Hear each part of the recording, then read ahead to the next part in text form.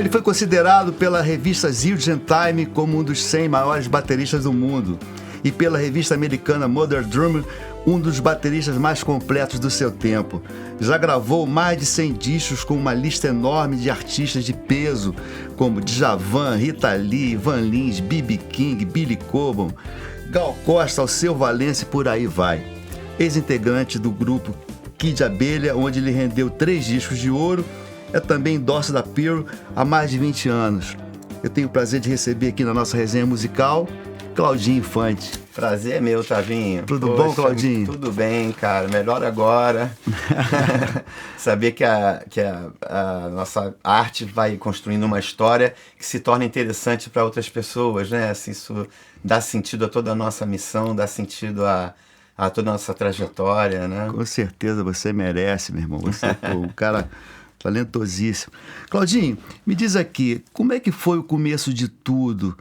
Parece que foi você garoto lá em Petrópolis, né? Acompanhando a escola de samba. Exatamente. Como é que foi isso aí? Conta pra gente. Exatamente, Tavinho. Momentos de felicidade, aquelas férias de verão, que eram férias de verão mesmo, que me dava a impressão que a gente ficava dezembro, janeiro e fevereiro de férias. Parecia que era... E acho que era mesmo, meses, chegou, né? A ser, eram 3 meses, começava em dezembro, você ia até o carnaval, eram férias, e a gente tinha o costume de ir sempre para Correias, é uma cidadezinha ali em Petrópolis, né? Sim. E a casa que meu pai alugava tinha um campo de futebol na frente, que o pessoal local considerava que pertencia ao dono da casa que a gente alugava. Então, no começo das nossas férias, eles sempre iam perguntar se meu pai permitia que os ensaios da escola de samba local fossem feitos ali, mas em frente à nossa casa mesmo. Meu pai, claro que sim. Então, assim, o programa lá era andar a cavalo, rolar na lama, mexer com cachorro, pegar carrapato, pegar bicho de pé, e aquela coisa de que aqui no apartamento, eu era um garoto de apartamento do Rio de Janeiro, nasci em Ipanema, né, coisa de vida de apartamento, lá era aquela coisa rural e tal. Quando terminava o dia, jantava, aquele banho, e vamos assistir o samba, né? Sabe aquele sambinho, o pessoal se preparando para o carnaval, que era em fevereiro, já começava os ensaios, já em dezembro, e eu indo toda noite. E eu olhava assim e falava assim, pô, isso aí dá pra mim esse tamborinho, acho que esse tamborinho aí eu toco, acho que ele agogô ali também. Bateu alguma coisa aí ali. Já começou aquele negócio de dar canja, dá pro moleque aí, dá um agogô pra ele aqui, dá um tamborim, não sei o que. Um cara me deu um agogô. E aí eu fiquei com aquele agogô, depois que acabava tudo, eu saquei que eu fazia piriri, pororó, aí ficava piriri, pororó, piriri. Aquele eco natural entre as montanhas, né? Eu falei, caramba, eu descobri um delay ali no muro da casa que a gente ficava, eu fazia pi, pi, pi, qualquer coisa que eu fizesse, ficava repetindo. Fiquei brincando e levando isso para a escola. Às vezes levava o agogô, tinha aula de música, eu levava meu agogô para aula de música. Aí era dividido assim em primário, ginásio naquela época, né?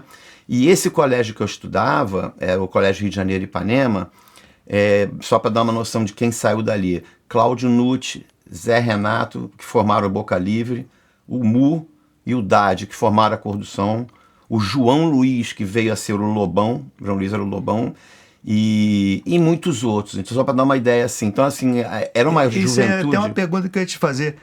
Qual é desse colégio? Estudava tudo na mesma sala, não? Né? Não, o Jorge Israel, tá louco, Cazuza, todos eram... E eu tenho 4 irmãs. Então, olha que coisa engraçada. Eu sou caçula e tinha 4 irmãs. Então, algum deles sempre era da turma de alguma das minhas irmãs. Então, eram 4 gatinhas, né, de Ipanema. Então, assim, a minha casa, assim, aquela, né, a valetada toda ali na casa, e festinha, e sempre banquinho e violão, porque é a geração pós-Bossa Nova no bairro da Bossa Nova ali, né, que tem a Garota de Ipanema. Então ainda tinha aquela coisa dos encontros, todos regados a um violão, a uma cantoria, e Paraná, todos tocando, aí rodava o violão do Cláudio Nucci pro Zé Renato, daqui a pouco o Zé Renato pro Mário Adnet, e o Mário Adnet, que ficava rodando aquela coisa, daqui a pouco já chegava o Lobão, que já era um outro repertório, já era uma coisa mais pesada, o Cazuza, que já era da sala da... Cazuza namorou minha irmã muito tempo, a Maísa, né, João Luiz foi amigo da Márcia, Fernando... namorou a Mônica há 5 anos, então eram relações longas, né? Aí, por que eu fiz esse link todo? Porque tinha um festival levado muito a sério nesse colégio. Aí a importância da música nas escolas, que a gente sempre bate nessa tecla, né? Claro. Tinha um festival levado a sério, tinha umas eliminatórias feitas na própria escola, e a final era no Teatro do Jockey, que até hoje não existe Teatro do Jockey, está com sei lá, XP, investimento, alguma coisa assim. É um teatro dentro do Jockey, era final, zona e tal. E eles, negócio de agogô, um dia falaram assim, poxa, a gente tem uma música lá que começa com samba, fala do Maracanã, e a gente pensamos em abrir com o solo do seu agogô, Claudinho, vamos fazer uma audição, ver se funciona? Falei, vamos embora. Aí eu comecei a fazer o solinho, falei, pô, é isso que a gente quer, exatamente isso. Então, vamos embora, vamos pro festival ensaiar. Aí anunciaram lá, né? E com vocês, Grupo Agora, que era o Cláudio Nutti, Zé Renato, o André Sequinel, que é hoje do Conexão Rio, que são médicos que acompanham o Raul Mascarenhas e tal. E aí era a formação de pessoas do ginásio e eu, aquele menininho do primário, de uns 10 anos de diferença, e com a participação especial, o Grupo Agora, participação especial de Claudinho e tal. E eu entrava com aquela luz, assim, aquela sensação, aquele frio na barriga, com 10 anos, tá? Aquele negócio com luz na minha cara, e eu entrava fazendo aquele solo de agogô, e eles iam entrando e a gente tocava, né? E eu tava tão em estado de choque, quando acabou, eu falei, pô, já acabou? Porque é 3 minutos, né? Eu falei assim, então já acabou, aí voltava pro camarim e tal. Caraca. Aí esperamos o festival inteiro, tinha um intervalo, apuração, aí acabou aquela notícia assim, e o vencedor é Grupo Agora, com a participação de Claudinho. Eu falei, e agora? Não, volta, tu toca de novo, quem ganhou, a gente voltou de novo, eu voltei, toquei, aquela coisa, aí já tá aquela comemoração, vocês ganharam, eu falei, que legal. Aí veio um cara e falou assim, poxa, tem um cara aí que diz que vai levar vocês para os Estados Unidos. Eu falei, tá legal, quer dizer, participamos do festival, já ganhamos, ainda tem alguém que vai levar para os Estados Unidos, já tá virando história demais. Aí daqui a pouco bate na porta, assim, do camarim, um senhor, boa noite, tudo bem? Meu nome é Dr. Carlos Gerardi, eu sou dono da Otur Turismo e gostei muito da banda de vocês. Eu faço 2 turnês por ano para Disney World e tal. E eu tive a ideia aqui de pegar vocês e tocar em colégio no Rio de Janeiro. Em São Paulo, eu projeto na parede, já era aquela coisa do multimídia, né? O cara projetava em slides na época. Retroprojetor, assim, né? Um retroprojetor, alguma era coisa dessa. mas... Exatamente. Hoje em dia tem um outro nome, até que eu esqueci que é a coisa. E aí, projetava, tinha uma moça numa mesa que os pais que se interessassem em cadastrar os meninos, fazer uma fichinha ali, já era a mala direta da época. Ele pegava ali, a gente fazia o show, a meninada curtia e assim, a gente ia tá nessa turnê todas as noites tocando no hotel. Só que ele falou assim, mas tem uma condição, o quê? O menininho tem que ir. E eu tinha 10 anos. Aí os caras 10 anos. Os caras com 18 falaram, agora ferrou, e agora? Como é que vai assim? Não, é ele, porque ele é o público-alvo, ele estando na banda, vai atrair muita gente, não sei o que, babá. Aí saiu todo mundo do teatro do Jockey, em vez de cada um para sua casa, foram todos para minha casa, né? Tio, pelo amor de Deus, aconteceu isso, um convite para ir para os Estados Unidos, e o Claudinho tem que ir. Meu pai, opa, peraí, como assim? Não, sozinho?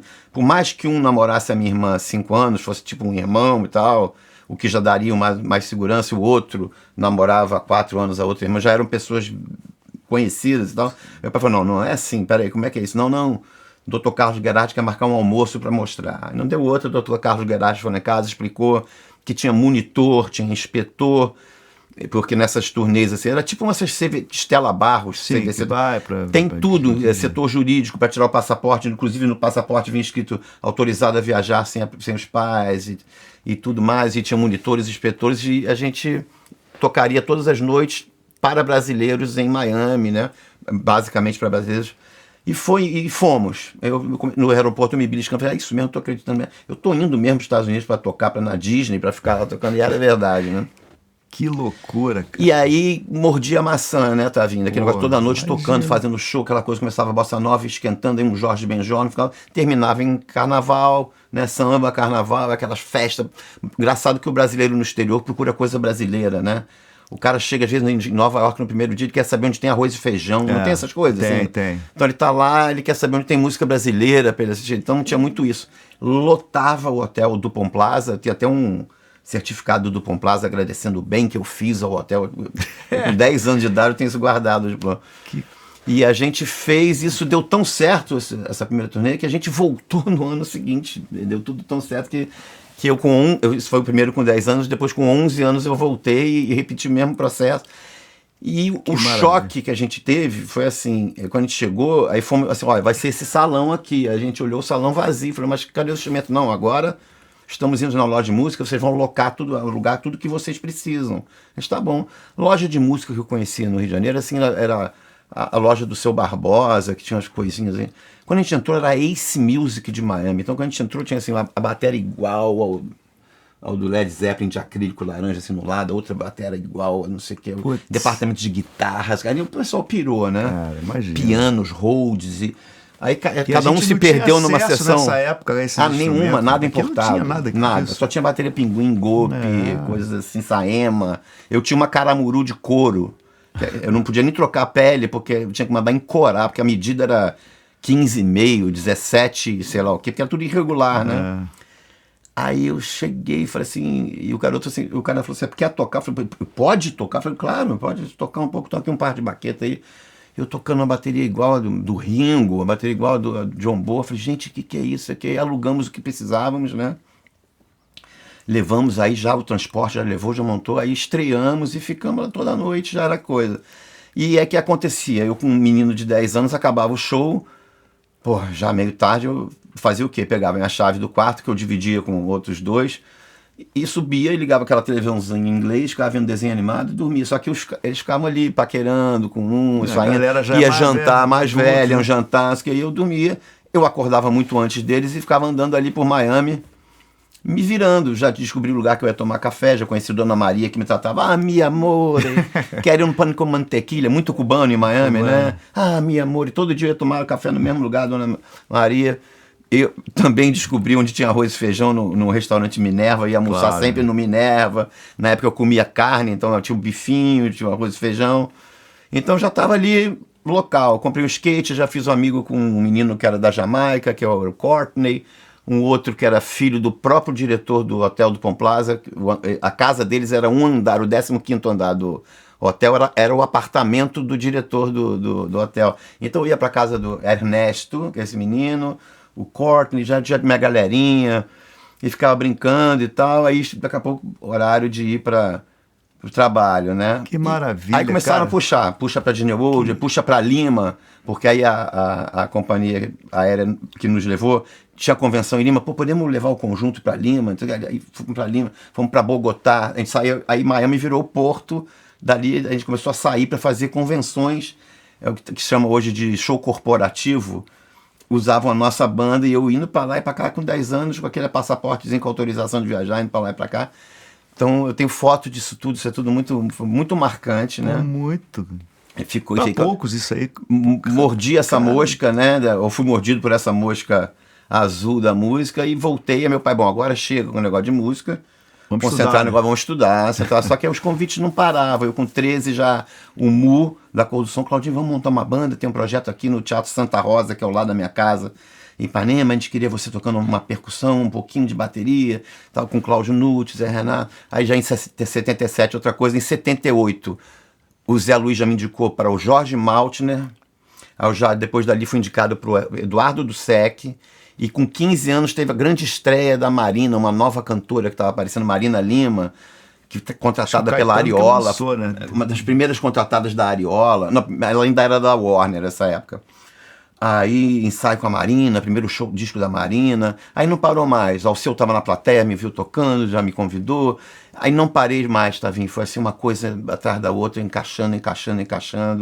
E hoje, por acaso, antes de vir para cá, eu estava dando um podcast para o menino de Garanhuns, para onde eu vou esse fim de semana, né?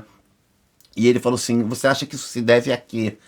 Como é que era para você, de repente, como é que eram feitos esses convites? Eu falei, cara, talvez você nunca tenha ouvido falar, mas era um telefone fixo, que era um telefone por residência, ficava um fio e um telefone na casa das pessoas. E de repente tocava o telefone, atendia, era assim, era o Luiz Melodia. Claudinho, tudo bom? Não sei quem me passou seu telefone, quer saber se você pode fazer um show comigo no circo da Gávea que tem ali. Não sei o que. Eu falei, claro, então os ensaios são dia tal. De repente era Lulu Santos. Eu falei, gente, como é que esse pessoal me acha? Eu ficava assim, como é que... Eu ficava, ele falou, como é que isso era pra você? Eu ficava muito impactado, né? Emílio Santiago, porque eu falei que, assim, quem indica músico geralmente é músico, né? E os próprios artistas ligavam, eles mesmos. Não, pegava o telefone e ligava. O próprio Lulu. E o Lulu ainda falou assim, quem era aqueles músicos que eu vi tocando ontem na TVE com você? Eu falei assim, era o Arthurzinho Maia no baixo e o Lulu Martã no piano. Ele falou, quem era aquele trio que estava tocando com o Montarroz, que tinha um programa chamado Músicos na TVE, que era muito legal. E a gente tocou com o Monta-Arroz, assim, vocês ensaiam aonde? A gente falou, a gente ensaia na Gávea, na casa da avó de um amigo. Amanhã tem, eu falei, eu vou lá. Aí foi lá, aí até as meninas ficaram meio enciumadas, que o Lulu ia, em determinado momento ele ia chegar lá com a guitarra, ia plugar a guitarra, ia contratar a gente, já sacaram tudo, vão levar os meninos, né? E aí ele plugou e tocou De Leve, que era a música dele, que ele estava começando a aparecer na rádio, que era uma versão de Get Back, né? Tocou De Leve com a gente, uns 8 compassos de leve, assim, com a gente, assim, estão contratados, vamos embora. Aí sim, aí ligou o Paulinho Lima, que era um empresário, né? Combinou tudo com a gente, turnê. Esse era o Grupo Garage. Esse era o Grupo Garage. Então, é isso que falar um pouquinho do Grupo Garage. Como é que rolou esse clima com o Garage? O Grupo Garage era...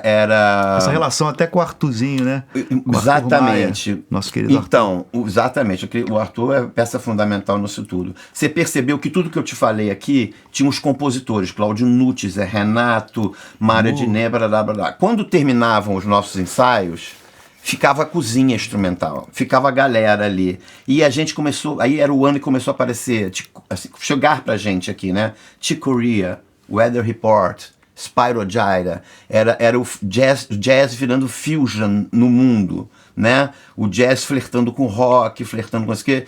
E a nossa banda, os instrumentistas da banda com muita ligação, o próprio Earth, Wind and Fire, que era vocal, mas tinha toda uma levada.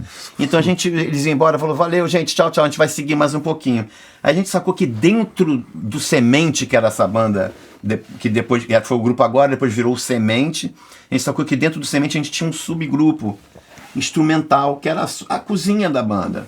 A gente, pô, então vamos embora. Aí o Paulinho, esse tremendo compositor, tinha vários temas que se encaixavam com o nosso gosto e era alinhado com o que estava acontecendo no mundo. Aí fomos convidados a participar do primeiro festival Montreux São Paulo, que tinha a versão Montreux São Paulo, não no palcão principal, mas nos eventos paralelos, tinham salinhas paralelas, né? O Davi Hades, um amigo nosso, produtor, amigo do Paulinho Soledade, convidou, aí a gente, pô, dividindo o camarim ali com o Spyro Gyra, o Michael Brecker deu um canja no nosso show, a gente ficando amigo do pessoal do próprio Spyro Gyra, o baterista esqueci, o nome dele era... ai, caramba...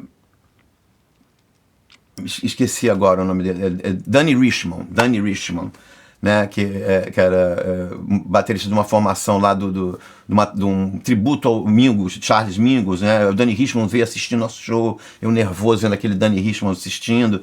Então, assim, era uma interação ali, a coisa começou a fortalecer e, paralelamente a isso, a música instrumental no Brasil começou a ter uma visibilidade, né? Sim. O Léo Gandeman era um cara que... A música de abertura da novela era uma música do Léo Gandeman. A música da Odete Reutemann, uma das maiores vilãs das novelas da Globo, era uma música do Léo Gandeman. Ele até depois me chamou para fazer as turnê com eles. Ele todo show ele brincava e falava assim, toda vez que ela vai fazer uma maldade com alguém, toca a minha música. Aí todo mundo morria de rir, porque era isso mesmo, né? Então, eram turnês mesmo, turnês. Tanto que quando eu aí misturando, eram universos paralelos, o meu amor por essa música instrumental, amor mesmo de uma coisa que o Márcio Monta-Arroz sempre falava, de você tocar com gente da sua idade, você aprende a negociar, você dá uma ideia, o outro cara dá uma outra ideia, tá, então vamos tocar as duas e ver qual que soa melhor. Beleza, então tá, então... Ganhou a versão do Arthur, beleza, tá aí eu tô assim, não, acho que a ideia do Claudinho foi melhor. Então você aprende a música coletiva, ensina a gente a negociar, ensina a democracia, né?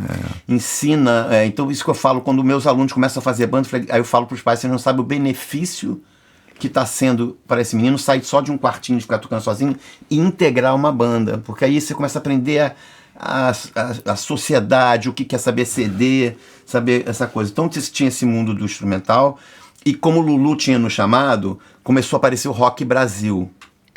E eu me preparando para ser um músico de estúdio, né? Porque eu vi Steve Gadd, falei, pô, esses caras gravam com todo mundo, então eu quero ser um batera que vai gravar com todo mundo, essas pessoas todas que me ligam, esses cantores. Mas aí essas bandas de rock começaram a aparecer, elas já eram já tinham os próprios bateristas. Então esse mercado que eu achei que ia despontar para mim, deu uma esfriada, porque começou a aparecer Biquíni Cavadão, as bandas cinema, já eram, né? Eram garotos que não tocavam muito bem, mas eles ali, só aquele som meio, mais ou menos, dava certo para a linguagem, que geralmente eram as letras que coisavam, né? Sim. E aí o Kid Abelha acabou me chamando depois de me ver tocando com o Lulu Santos. Aí foi onde você falou que eu participei do Kid Abelha, ganhei 3 discos de ouro. Fiquei lá durante 3 anos como um artista contratado, mas com muita saudade daquela... assim, com muita vontade de participar. Começou a aparecer o free jazz, coisas assim, que eu falei, cara, acho que eu me identifico muito com isso. Eu já estou um pouco cansado de ficar repetindo esse repertório, embora assim, era uma coisa que financeiramente me dava muito mais dinheiro. A coisa da realização artística, de estar participando de um free jazz. Eu acho que a coisa também começou o pessoal a notar, começaram a notar mais os músicos, que era sempre o artista, né? Sim. O artista era aquele cara que ficava ali, os músicos eram aquela assim, secundários, era aquela coadjuvante que ficava no escuro. Perfeitamente. De repente começou a ter uma outra mentalidade, o pessoal começou a olhar para o cara toca aquele o instrumentista, né? Não é verdade? Isso mesmo junto com o artista. Puro. E os próprios artistas, alguns, começaram a dar espaço para os caras, porque isso foi bacana, né? Foi um momento... Uma época que, assim, muitas vezes as pessoas iam assistir os shows, não só pelo artista, mas pela banda que o cara tinha. Exatamente. Né? O cara tem aquela fulano e tal na banda, é imperdível tal show por causa disso e daquilo, né? Pô, cansei de ver. Então é isso que caminhou junto realmente. Então é uma coisa que às vezes a gente olha hoje em dia, você conhece o artista, tanto faz se na bateria é Paulinho, ou é o Marreta, se é o Serginho, se é o Carlinhos. Me parece que agora isso não está fazendo tanta... Você tem que ver a escalação do time. Exatamente. Né? Quem tá jogando aqui? Poucos artistas ainda fazem questão de estar cercado de músicos com esse conteúdo que você está falando, né? E foi assim, no Rock in Rio 1, se eu não me engano, né? Você fez o Rock in Rio 1 com o Lulu. Com o Lulu, né? Isso. E parece que dali que começou esse clima com o Kid Abelha, não foi? Foi ali o convite, para gravar o disco daquele ano. Porque o menino que tocava com eles era o peruano, maravilhoso, que era o percussionista do Garagem, que quando eu vi aquele cara tocando, eu falei, cara, esse cara toca igual o Badrena, que era o percussionista do Weather Report. Então ele era o nosso percussa, mas era o batera do Kid Abelha. Mas só que era um batera assim, com não tanta pegada de rock and roll, era um excelente congueiro, um excelente timbalista. E quando eles me viram tocando com o Lulu, eu falei, porra, um batera assim que a gente quer para gravar o disco. Me chamaram para gravar o disco, gravei o disco, e aliás abri com uma música que ficou meio uma assinatura minha, que é Lágrimas e Chuvas, uma que abre já com as viradonas, assim. E as pessoas começaram a comentar, nossa, mudou o som do Kid Abelha, mudou o som da batera, mudou... Porque também mudou o som dos estúdios. Os estúdios começaram a ter uma concepção de salas mais vivas, tiraram o baterista daquela casinha do baterista, o batera foi para fora, para salas assim, como uma que a gente está aqui agora, que são salas captado com uma sala maior, né? Então ali eu senti que pintou um divisorzinho de água sonoro, junto com essa coisa da arquitetura dos estúdios, mas a minha intenção era retornar para a banda do Lulu, porque a banda do Lulu era Léo Gandeman, Arthur Maia, né? Meus amigos e músicos que eu me sentia bem acompanhado, e a gente fazia shows paralelos, tinha show do Lulu, mas a gente marcava nossos shows. Por exemplo, estávamos em Recife, tinha um show do Lulu, a gente marcava no bar, não sei o quê, e fazia os nossos próprios shows e tal. Só que o Kid começou a pressionar. Era o Nico? Na minha época era o Lulu Martin, porque, né? Foi aquele importado do Márcio Montarroz. O Arthur tinha o Pique namorando em Hamburgo, Dom Pique tocava com o Tim Maia, né? Dom Pique. Tim Maia. E Léo Gandeman e Arthurzinho, era a nossa banda. E aí o Liminha falou pro Kid assim, eu se fosse vocês não deixava o Claudinho embora, não. Aí começaram a fazer propostas e coisa e tal. Eu falei, gente, mas eu tô lá no Lulu e eu tenho tanto prazer e tal. E vamos lá, conversa daqui. E aí apareceu a proposta de eu ser artista. Mas eu falei, mas como é que é isso? Eu nunca fui, sempre fui músico contratado, mas vamos lá, vai ter uma reunião, o falecido André Midani vai estar na reunião na Warner. As duas advogadas da Warner, que era a Ana Tranjan e a Ana Fonseca, que se elas estiverem ouvindo, elas vão lembrar que eu lembro delas, eu lembro do carinho com que eu fui recebido, explicando parágrafo do contrato. A Leninha Brandão, que é empresária do Zeca Pagodinho hoje, que só quer saber do Zeca, foi empresária de todos nós, do Lobão, do Cidade Negra, do próprio Kid Abelha e tal.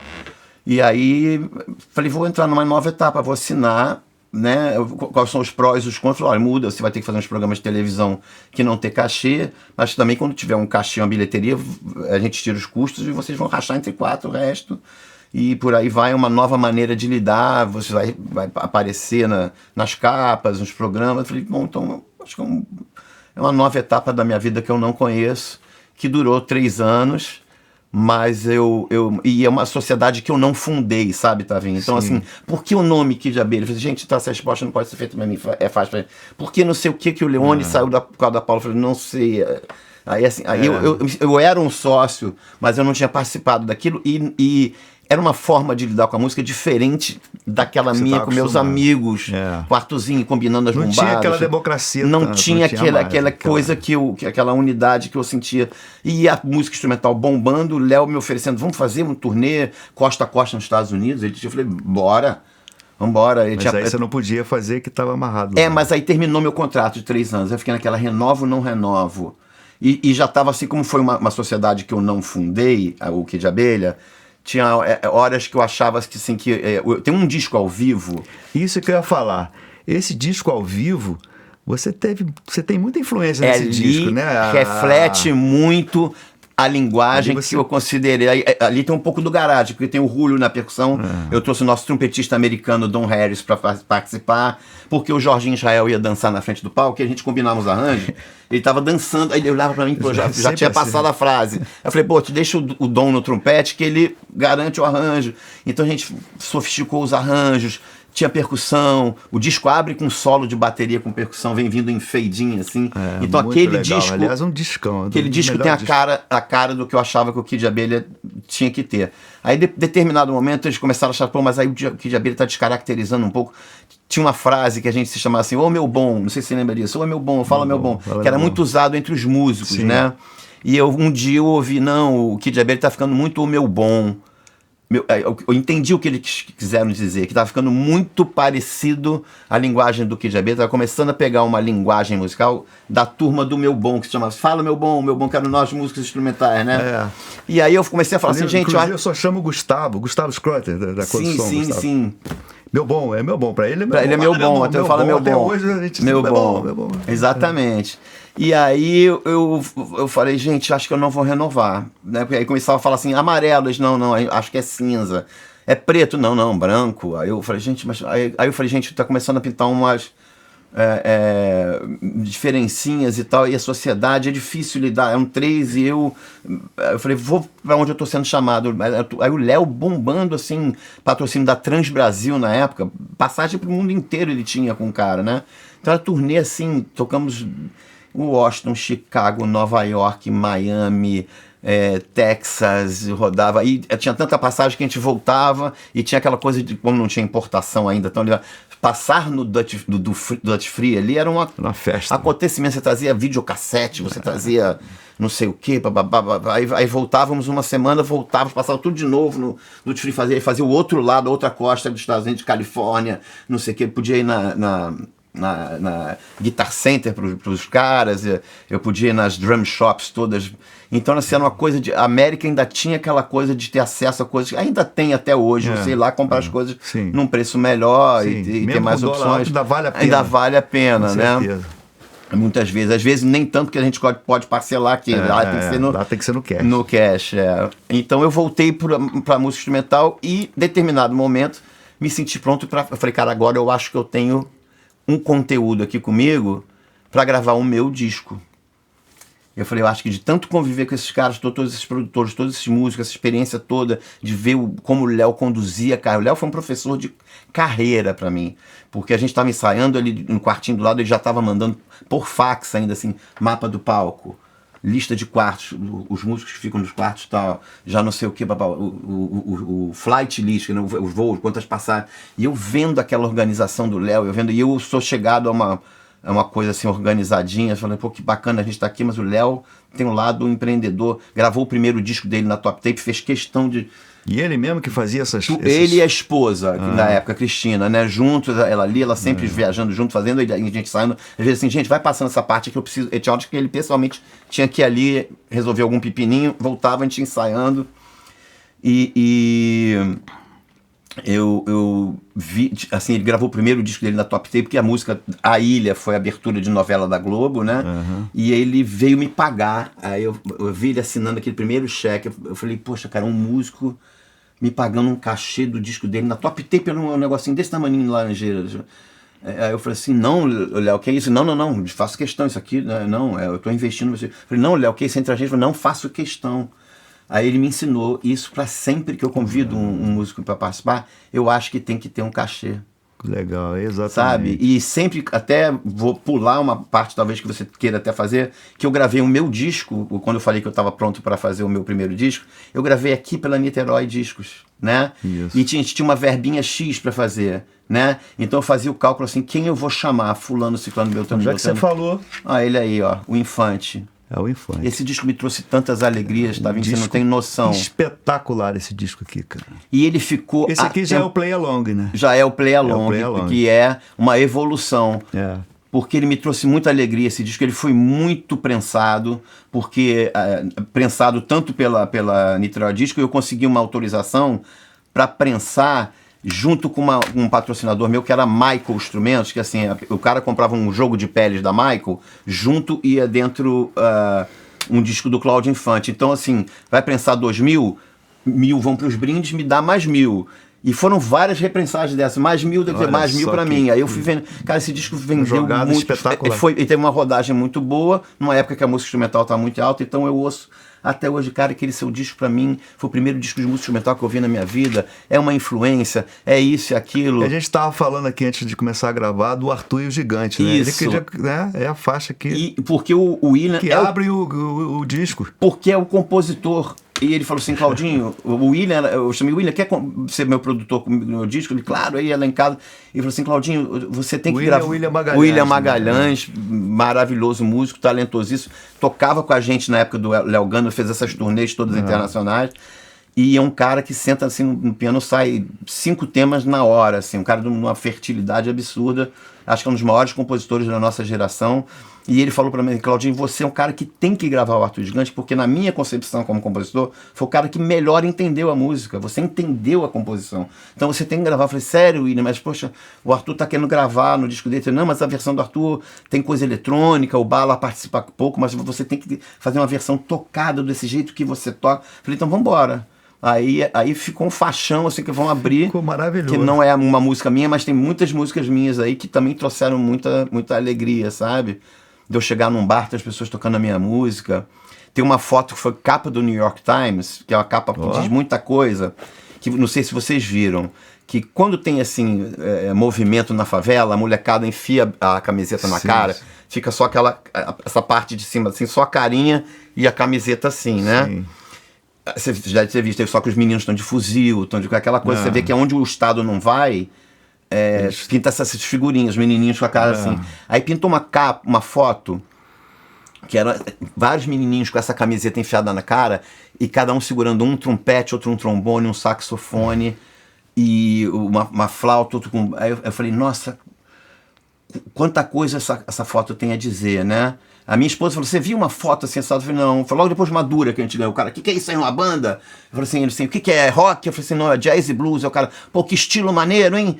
Rock, blues, legal. Eu falei, legal, obrigado, pode ir, seguir, legal. Aí ela lembrou, eu falei, poxa, eu vi uma foto hoje que eu tinha deixado um amigo nosso que mora em comunidade, ele ficava com medo de entrar com baixo e acharam que ele estava entrando com fuzil. Então assim, o senhor, ele me chamava de senhor, porque ele é tão jovem, que o senhor pode me deixar de carro lá em casa? Eu falei, claro, sem problema, só abaixar o farol, deixava ele na saída da comunidade. Mas é verdade, o camarada chegando com baixo, instrumento ali, eles já achavam que ele estava com fuzil. Então no que a gente desceu da comunidade dele, que era ali no Sapê, já em Cos Blitz, aí, mas o cara viu, que é isso? Viu minha esposa e criança, isso aí é uma banda, é o rock. Eu falei, não, é jazz e blues. O cara, pô, que estilo maneiro e tal. E ela falou assim, poxa, olha só que coisa, eu vi uma foto hoje, nos meninos assim, todos com instrumentos de sopro e tal, bababá. Aí dormi, aí eu tinha tomado umas cervejinhas, quando tomo cervejinha assim, aliás, tocamos até numa cervejaria uma vez que você convidou, né? Sim. O meu sono fica um sono inquieto. Se eu bebo alguma coisa antes de dormir, eu não tenho aquele sono profundo. Aí acordei cedo, assim, vou pro computador. Liguei, a primeira coisa que me apareceu foi essa foto. Eu fiquei, nossa, que foto como tem a dizer, né, que se a música chega numa comunidade, a galera vai trocar o fuzil por um instrumento musical, Com né? certeza, bicho. Né? Aquela coisa toda. Aí comecei a entrar, comecei a escrever, eu vi que eles... Aí não, dei um play no negócio. Que música era? A minha música Chama o Gerente. Falei, não tô acreditando. Os garotos escolheram, estavam tocando a minha música Chama o Gerente. Aí fiz um comentário, assim, poxa, que honra vocês estarem tocando a minha música. Aí começou de lá, mestre, que honra falar com você. Aí resultaram, eram meninos de 2 morros rivais na Tijuca. Uma galerinha era do Borel, outra galerinha do Turano. Eles davam um jeito de passar pra cá, o outro passar pra lá, e eles ensaiarem, era uma metalheira. Olha que maravilha. Eles foram em Fátima Bernardes, foram em vários lugares, e queriam muito vamos fazer alguma coisa junto uma hora. Eu falei, vamos, um prazer convidar vocês, né? Então eu falei, caramba, que alegria que essa música me deu de estar junto com essa foto. De alguma forma participar dessa história. E essa foto foi capa do New York Times, porque eles entenderam a mensagem dessa coisa da arte transformadora, como vetor de transformação, né? Muito maneiro, cara. Então esse disco foi uma coisa pra mim, assim. Foi maravilhoso, isso é uma obra-prima que a gente tem aqui. Deixa eu te falar uma coisa aqui, você tava falando de democracia, não sei o que. Sim. Mas nem sempre rola essa, né? Tem uns artistas que têm um temperamento um pouquinho difícil, né? Uhum. O que você me diz do Cassiano? Como é que é com o Cassiano? Parece que ele só você que acalmava a fera, não é isso? Rapaz, você soube dessa história? Eu soube dessa história, que ele tinha um temperamento difícil, né? Ele tinha, cara, a gente se entendeu e... Grande Cassiano. Grande Cassiano, eu tive a honra de gravar aquele disco Cedo ou Tarde dele, que era assim... Eram os grandes sucessos que eu ouvi quando era molequinho, né? Coleções e várias outras coisas. E era um compilado que eles estavam fazendo, né? Até na época o falecido Liber Gadelha, que era o produtor, lá no estúdio do Guto Graça Mello. De repente, Claudinho estava gravando várias coisas, de repente um dos artistas foi o Cassiano. Começamos a conversar, começamos a nos entender.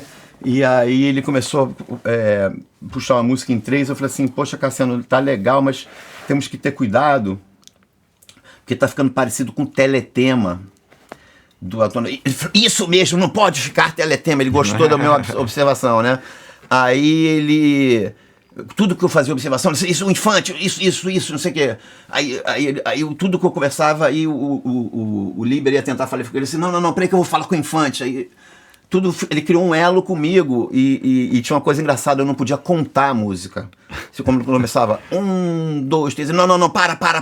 Porque, pô, Infante, negócio de 1, 2, 3, 4 já cortou meu barato. Eu falei assim, mas o Cassiano, como é que a gente vai começar junto, todo mundo? Tá cada um numa sala. Ele falou assim, dá um jeito aí. Eu falei, galera, então eu vou fazer o seguinte, assim, ó, vou tocar um surdo, como se fosse 4, e eu vou fazer assim, ó, tum, tá, e a gente tá beleza. Aí ficou assim estipulado que o disco não podia ter contagem. E eu sentava ao lado dele, então como é que mas você vai repetir de novo? Acalmava a fera. Você vai repetir de novo essa parte B, Cassiano? Você já fez ela 2 vezes, não é melhor agora já ir pro final? Ele assim, peraí, deixa eu testar. Acho que tem razão, não precisa voltar mais esse B. Então, aí o Líber fala assim, Claudinho, você não pode faltar nenhum dia nessa gravação. Se você não tiver aqui, não tem gravação. Eu falei, não, deixa comigo. Não, inclusive, quando acabarem as bases, você continua vindo aqui. Aí eu fui lá, Djavan botou voz, Marisa Monte botou voz, todo dia eu tinha que estar lá com o Cassiano, sabe? Que maravilha. E ele contava casos da época que ele estourou, que ele tinha que ir nos programas de TV, que ele tinha que ficar fazendo barba todo dia, que a pele dele já não aguentava mais, que ele gostava de andar do jeito que ele estava, ele já estava meio deixando a barba crescer, tudo. Mas criamos uma comunicação ali engraçada, né? Muito legal isso. É engraçado você saber dessa história. Procurei saber. Velho, Steve Gadd, John Bonham ou Bill Buffalo? Rapaz, que coisa difícil, cara. Todos eles, porque... Eu vou dizer por quê. O Gadd, ele foi mais ou menos um de cada então, estilo. Eu vou começar cronologicamente. O Billy Cobham está no meio, não tá? Você botou John Bonham. John Bonham foi o primeiro. Led Zeppelin, pela herança das minhas irmãs. Lá em casa, eu ouvindo aquilo, de Stairway to Heaven, para tudo mais, vendo aquele som de sala, porque apesar que eu falei que estava na moda aquela coisa da bateria ser gravada em casinha, o Zeppelin tinha essa diferença, sempre foi gravado em lugares grandes, a bateria sempre microfonada de uma forma que ficasse enorme, um som que até hoje o pessoal pode repetir a fórmula como o Bonham gravava. A mesma bateria de acrílico, microfone, não vai sair o som porque aquilo era da mão do cara, né? Então o Bonham foi minha primeira... Cara. Foi o primeiro, mas vou dizer, não tem como excluir ninguém daí, né, tá? O Bonham foi o meu primeiro impacto, assim, de coisa assim, intensidade não é força, que é uma coisa que as pessoas confundem muito hoje. Tocar com intensidade não é tocar com força. Sim. Então eu vejo pessoas tocando com força e não é isso. Você tirar som do instrumento não é tocar com força, é intensidade, sim, né? Steve Gadd, divisor de água, de sonoridade. Esse é o tal do cara músico de estúdio que eu achei que eu falei, uma hora eu vou nesse caminho. Quero ser esse cara. Era disciplina, é um cara que veio de banda marcial, então tinha uns rudimentos mais limpos. Nem foi do Weather, ele gravou com todo mundo. O Weather teve excelentes bateras também, que também me influenciaram, o Alex Acuna, Peter Erskine, mas ele gravou com todo mundo, você pode imaginar, Chick Corea. Ele era o cara de estúdio. James Taylor, Carole King, Dave Sanborn, ele gravava com todo mundo. Mas era um cara que veio da coisa marcial, então os rudimentos eram de uma limpeza, e aquilo tudo é o cara que tocava pra música, a sonoridade era toda particular, foi o cara também que foi um divisor de água. E Bill Bruford era o cara que tocava os compassos alternados. É o progressivo, né? É o progressivo, ao lado também. Exatamente. Gênesis, né? Que eu levo hoje para os meus workshops, porque cada vez menos se ouve música, até nos set lists de show, dessa garotada, inclusive assim, que toca em banda sertaneja, ou que toca em igreja, ou seja, até com os artistas normais, eu quando faço um workshop nos lugares, eu falo assim, eu tenho certeza que na maioria dos set lists de vocês, as músicas são em 4x4, não é verdade? Às vezes uma música em 3, às vezes não tem nenhuma nem em 3, que 3x4, uma música ternária, né, e tal. Realmente, aí eu começo a mostrar o universo do 5, do 7, do 9, do 11, e desmistificar isso para eles, para mostrar que tem caminhos para você não só executar o ritmo em si, mas poder ficar solto e até improvisar. Então eu levo esse material, que é o tal o meu workshop tem o nome Os Caminhos Menos Percorridos, e às vezes eu levo para uns lugares e fico assim, cara, sabe que eu tô levando uma matéria muito alienígena? Eu fui fazer em Muriaé, né? Eles têm um clube de bateristas que todos pagam uma mensalidade de R$10 e eles juntam uma grana e cada hora eles trazem alguém, bancam tudo, legal. Cachê, hotel e tal. Falei, será que eu tô levando uma matéria muito alienígena? E eu fiquei muito impressionado pela compreensão que todos tiveram. Eu mandava eles contar em 7, eu tocava em cima, mostrava como criar um 4 sobre o 7, um 9. Então assim, quando eu vi que isso comunica, eu falei, tá vendo, gente, é só o pessoal ter acesso. Repeti isso em Laguna, foram os 2 workshops que eu fiz esse ano, com essa mesma matéria.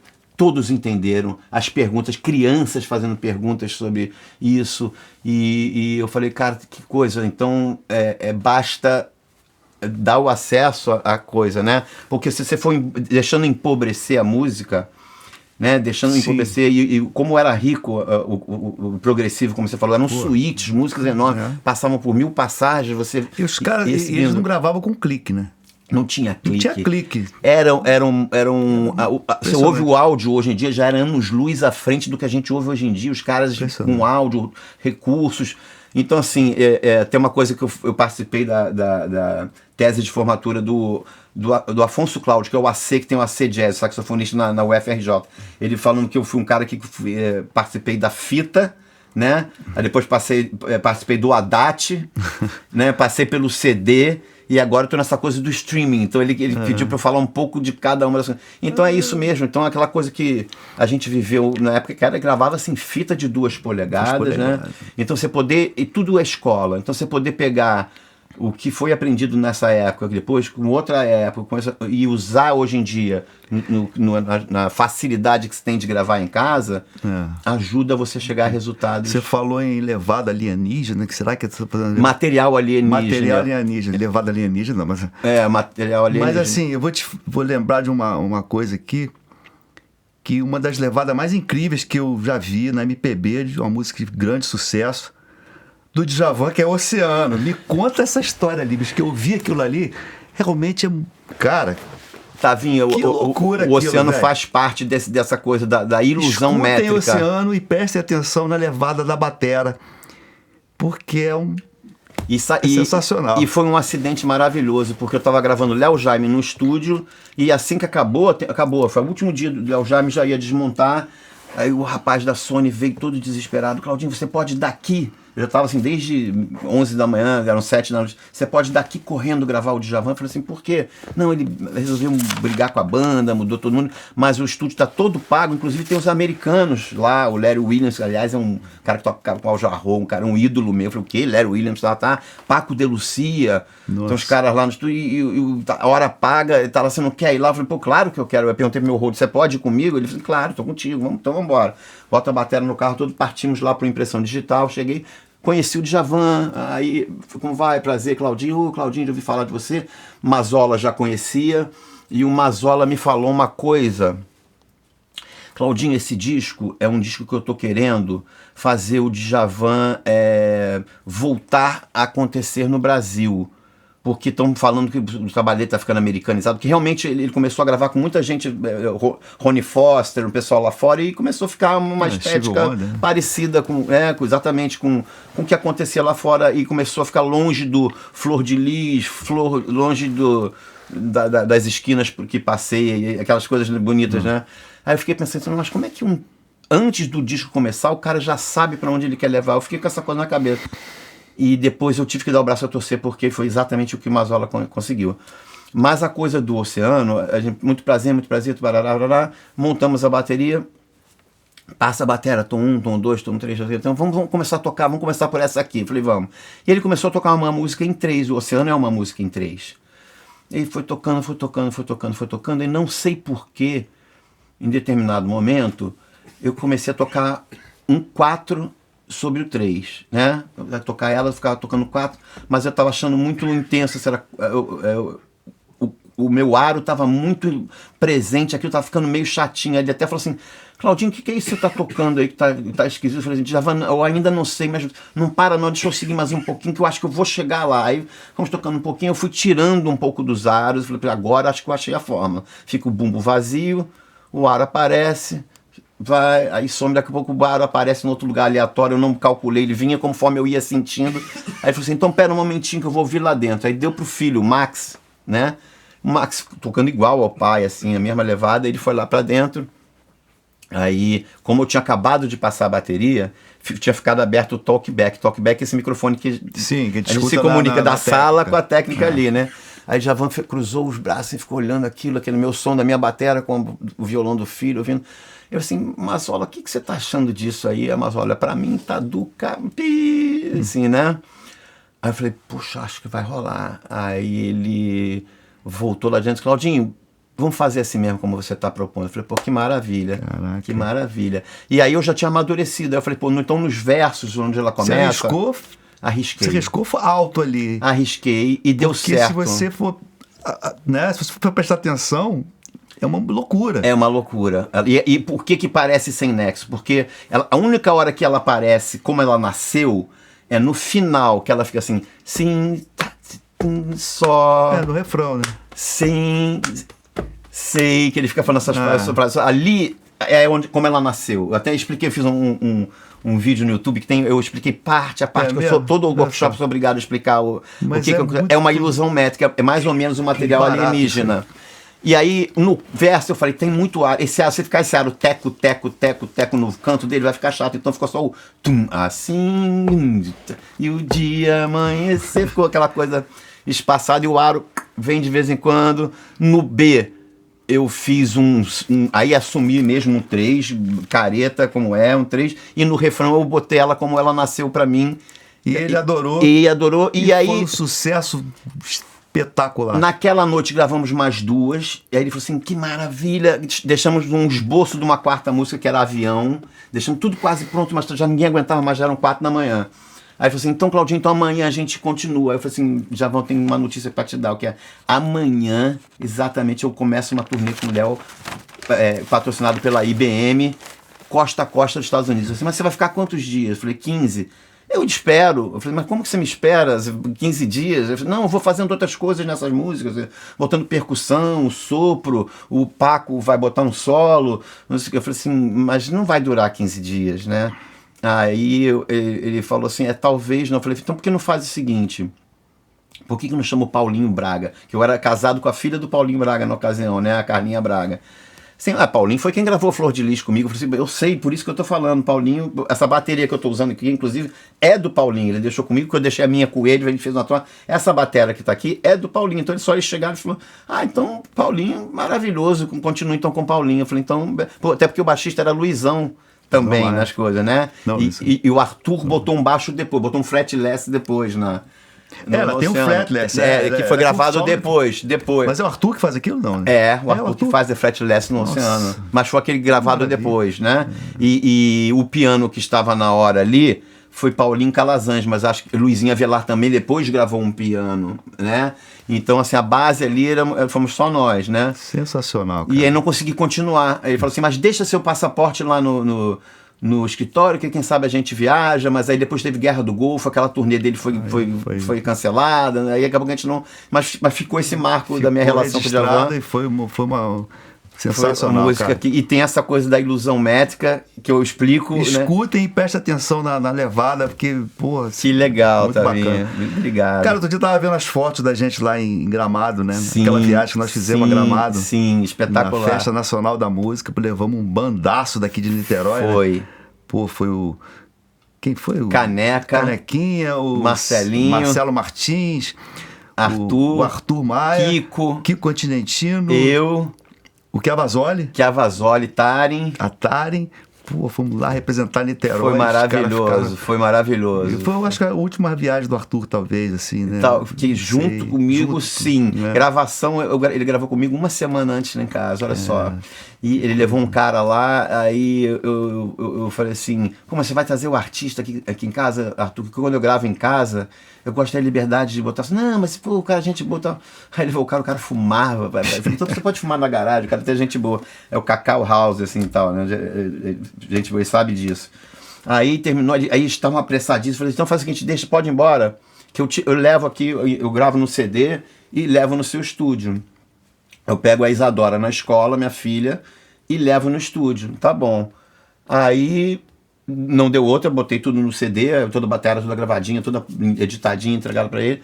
Peguei a Isadora na escola, minha filha, que é ali pertinho, passei no estúdio, toquei a campainha, abre o Arthur. Aí eu falei assim, esse aqui é meu irmão. Aí chegou o menino, rapaz, é Saraldo Carron, Daniel Carron, chegando, junto com o menino batera que o Arthur é aquele que acolhe todo mundo.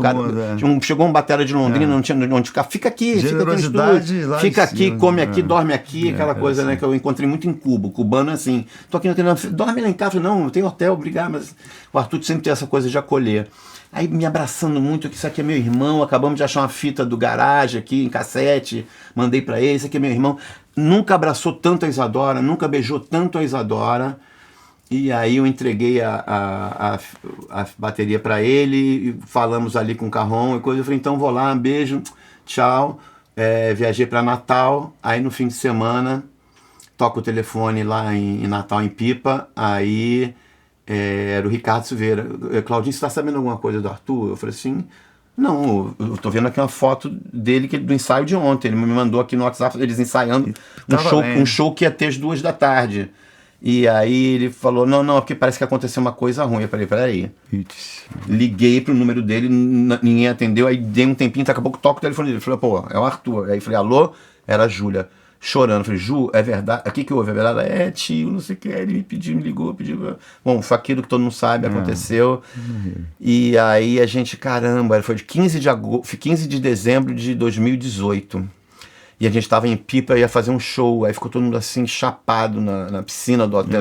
E agora todos que fizeram shows naquela semana dedicaram a ele, e o público podia ser na Praia da Pipa, podia ser onde o público todo, quando a gente falava o nome, aplaudia. Quer dizer, o Arthur era querido de ponta a ponta. Né?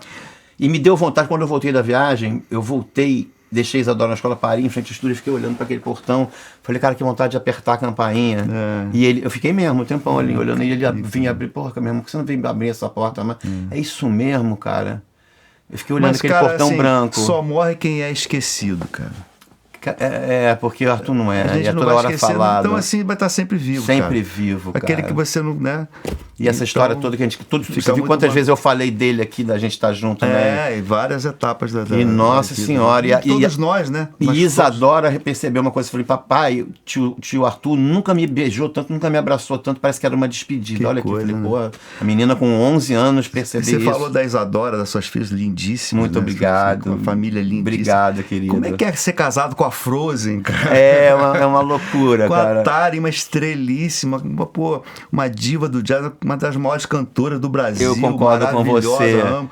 Eu Como concordo. é que é, bicha? Com a agenda, viagem, família. É muita coisa entrelaçada, né? A gente, além da coisa da família, né? De casal, a gente, assim, naturalmente, pelo estilo todo, e por eu já conhecer o pai dela antes, já tinha envolvimento com a Rio Jazz Orquestra. Inclusive, Jazz, quando o pai dela faleceu, Marcos Espima Maestro, ele me passou todas as instruções de como organizar as pastas da orquestra. Ele falou, se vocês quiserem manter, mantenham. Também já estava meio assim, ele tá meio ranzinza no final. Já como cuidar da filha. Né? Filha, exatamente. Ele falou, mas se vocês quiserem doar esse acervo, também vocês doam. Eu falei, que isso? Isso é uma missão, de manter a Rio Jazz é uma missão pra Tânia. Ele falou pra ela, minha filha, você é a única cantora no Brasil que tem uma orquestra à sua disposição, Rio Jazz, 2.000 arranjos, aquilo tudo. Eu falei, gente, eu vou ter que levar esses 2.000 arranjos. Me ensinou, mostrou as pastas, como ele organizava a numeração, onde era Duke Ellington, onde era Glenn Miller, onde era não sei quem, onde era Billie Holiday, onde era... Ele me mostrou tudo, já bem doente. Aí no hospital, uma das frases que ele falou assim, nunca deixe de fazer o seu trabalho, nunca deixe de fazer o seu trabalho. E aí ficamos com essa relação não só da carreira dela, né, produzir os discos e tudo. Ela gravou um disco, veio morar aqui, ficou anos e tá anos aqui, quase 20 anos, e gravou pela Niterói. Tari, querida, queremos você aqui. Eu quero ver tua história. Vai ser um prazer enorme.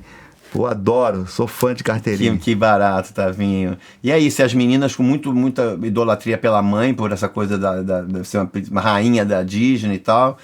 Porque assim, a gente falei como é que é casado com a Frozen, só pra explicar que ela é a dubladora da Frozen no Brasil, né? Tanto na fala como o canto, Cara, ela arrasa, completa, uma artista completa, Tari. É verdade, concordo casal, plenamente. 20, pô, muito obrigado, uma família Tavinha. Lindíssima, né? Muito obrigado, a gente fica muito feliz com isso. Muito bacana.